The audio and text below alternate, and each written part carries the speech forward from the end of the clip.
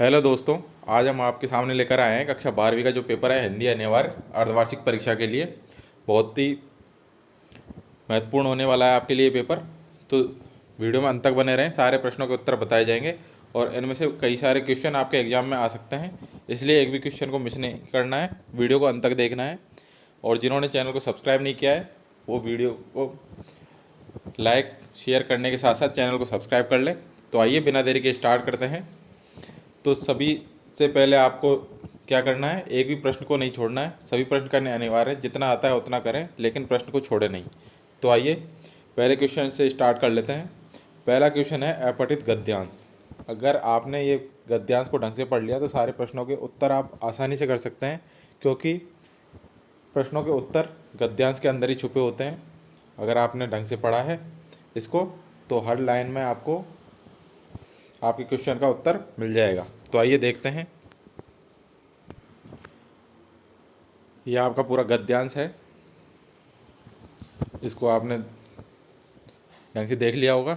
तो आइए इसके प्रश्न करना स्टार्ट करते हैं। पहला प्रश्न है उपयुक्त गद्यांश का उचित शीर्षक है। अगर आपने इसको ढंग से पढ़ा है तो आप इसका आसानी से उत्तर दे सकते हैं। ये देखिए, इसका आंसर है हमारी संस्कृति का मूल आधार अहिंसा। दूसरा क्वेश्चन है अहिंसा का दूसरा स्वरूप क्या है। तो अहिंसा का दूसरा स्वरूप क्या है? त्याग।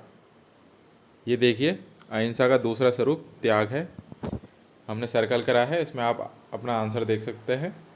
बढ़ते हैं क्वेश्चन नंबर थर्ड की तरफ। थर्ड है इसका मानव जीवन के लिए क्या आवश्यक है। तो मानव जीवन के लिए जो आवश्यक है वह है सत्य और अहिंसा। फोर्थ है लोकतंत्र का अर्थ है। तो लोकतंत्र का अर्थ है व्यक्ति की पूर्ण स्वतंत्रता। हम अपने मन से नहीं बता रहे हैं आंसर, आप गद्यांश को दोबारा पढ़ें और उसमें आपको जो हमने टिक लगाए क्वेश्चन, जो टिक लगाए आंसर, वो आपको मिल जाएंगे गद्यांश के अंदर। फिफ्थ है भारतीय संस्कृति का मूल आधार क्या है। तो भारतीय संस्कृति का मूल आधार है अहिंसा। बढ़ते हैं क्वेश्चन नंबर सेकंड की तरफ। जिस तरीके से आपको क्वेश्चन नंबर 1 करवाया उसी तरीके से क्वेश्चन नंबर सेकंड करना है। इसी के अंदर आपको प्रश्नों के उत्तर मिल जाएंगे। तो आपको सिर्फ एक गद्यांश करवाएंगे हम, और उससे रिलेटेड जितने भी क्वेश्चन आएंगे यानी कि गद्यांश पद्यांश वो आपको स्वयं करने हैं, क्योंकि बार बार एक ही टाइप का क्वेश्चन करवाने से टाइम ही बर्बाद होगा आपके लिए। एक तरीके से ये समझ लीजिए वो एक्सरसाइज रहेगी। तो आप उन्हें देख सकते हैं, ये आपका गद्यांश है पूरा। इसके अंदर 5 क्वेश्चन हैं एक एक नंबर के। पहला क्वेश्चन है इसमें कवि ने धरती में किसके बीज बोए थे। तो इसका आंसर रहेगा सेम के, ऑप्शन नंबर ब। क्वेश्चन नंबर सेकंड है कवि ने लोभवश धरती में क्या बोया था। तो उसने बोए थे पैसे। ये देखिए, लोभवश पैसे बोए थे। प्रश्न संख्या 3 है कवि किसके महत्व को नहीं समझ पाया था। तो कवि आपको बताना है किसका महत्व को नहीं समझ पाया था। सभी के उत्तर आपको पद्यांश के अंदर मिलेंगे। फोर्थ है रत्न प्रस्विनी किसे कहा गया है। और फिफ्थ है धरती का पर्यायवाची शब्द कौन सा है। तो आप सभी जानते हैं धरती का पर्यायवाची शब्द क्या होता है, वसुधा होता है। नेक्स्ट है क्वेश्चन नंबर 3, निम्नलिखित रिक्त स्थानों की पूर्ति कीजिए।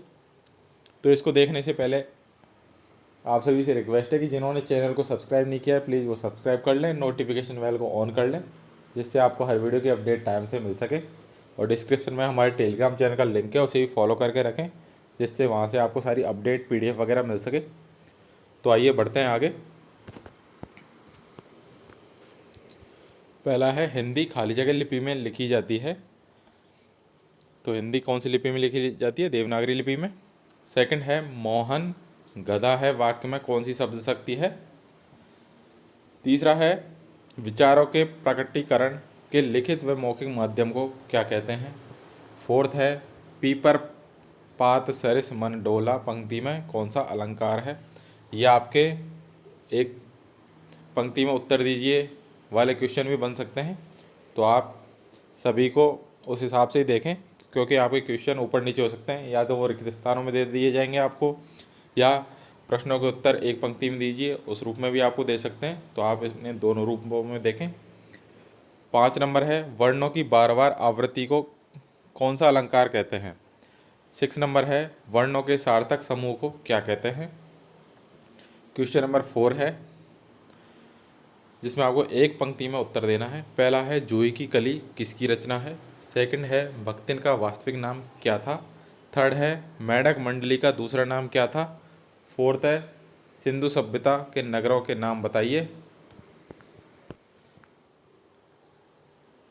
पांचवा है, ककार कितने होते हैं। यहाँ पे आएगा अलंकार कितने होते हैं, नाम लिखो। 6 है, निम्न पारिभाषिक शब्दों के अर्थ लिखिए। तो पहला है एबिलिटी, तो एबिलिटी मतलब क्या होता है, योग्यता। दूसरा है इकोनॉमी, इकोनॉमी क्या होता है, अर्थव्यवस्था।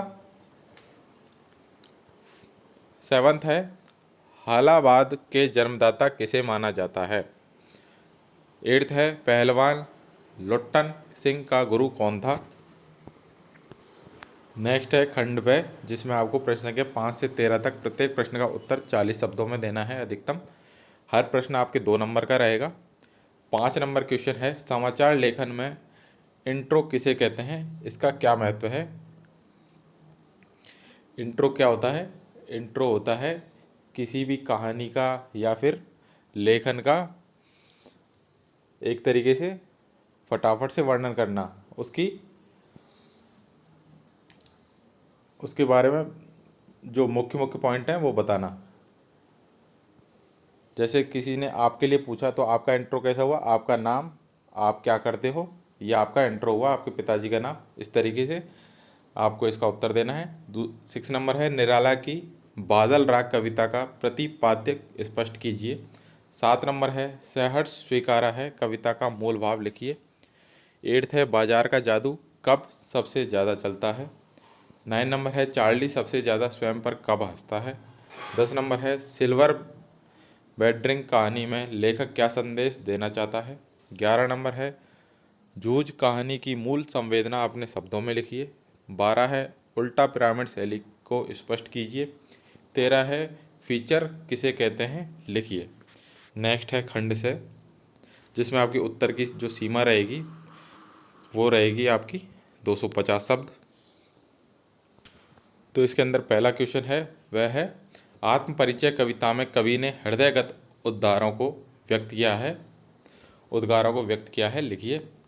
ये सारे अथवा वाले क्वेश्चन रहेंगे, मतलब आपको 2 क्वेश्चन मिलेंगे, दोनों में से एक कर सकते हैं। तो अथवा के अंदर इसका दूसरा क्वेश्चन है वह है, ऊषा कविता में आए ग्रामीण परिवेश के बिंबों को स्पष्ट कीजिए।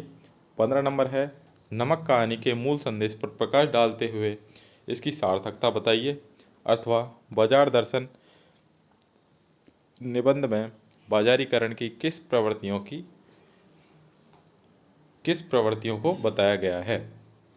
16 नंबर है, सिल्वर बेडिंग कहानी में पारिवारिक मूल्यों के हास की कहानी है बताइए। अथवा महादेवी वर्मा द्वारा लिखा भक्तिन स्त्री विमर्श की कहानी है लिखिए। 17 नंबर है, सूर्यकांत त्रिपाठी निराला का जीवन परिचय लिखिए। अथवा शमशेर बहादुर सिंह का व्यक्तित्व है कृतित्व पर प्रकाश डालिए। नेक्स्ट है खंड द, आपको 18 नंबर क्वेश्चन दे रखा है, जिसमें आपको 2 पद्यांश दे रखे हैं, दोनों में से एक पद्यांश की आपको सप्रसंग व्याख्या करनी है। पहला पद्यांश आपके सामने है और दूसरा है उसके नीचे अथवा के अंदर, यह आपका दूसरा पद्यांश है। नेक्स्ट है क्वेश्चन नंबर 19, जिसमें आपको एक गद्यांश दे रखा है जिसकी सप्रसंग व्याख्या करनी है। इसके अलावा अथवा के अंदर है उसकी भी आपको सप्रसंग व्याख्या करनी है, दोनों में से एक। ये देखिए प्रसंग 20 है, जिला शिक्षा अधिकारी बूंदी की ओर से अर्धवार्षिक परीक्षा तिथि में परिवर्तन की विज्ञप्ति तैयार कीजिए। अथवा कोरोना काल में चिकित्सा विभाग को कोरोना के घर घर सर्वे को करने के लिए पत्र लिखिए। प्रसंग 19 और आज का लास्ट क्वेश्चन है, निम्नलिखित में से किसी एक विषय पर 300 शब्दों में निबंध लिखिए। आपके विषय हैं, पहला है महिला सशक्तिकरण सरकार की योजनाएं, दूसरा है कोरोना महामारी एवं टीकाकरण, तीसरा है मनरेगा गाँवों की जीवन रेखा, और लास्ट है राष्ट्र निर्माण में छात्रों का योगदान। तो ये थे सारे इम्पोर्टेंट क्वेश्चन जो आपके एग्ज़ाम में आ सकते हैं। तो सभी क्वेश्चनों को ध्यानपूर्वक देख लें, याद कर लें, रट लें। मिलते हैं नेक्स्ट वीडियो में। Thank you.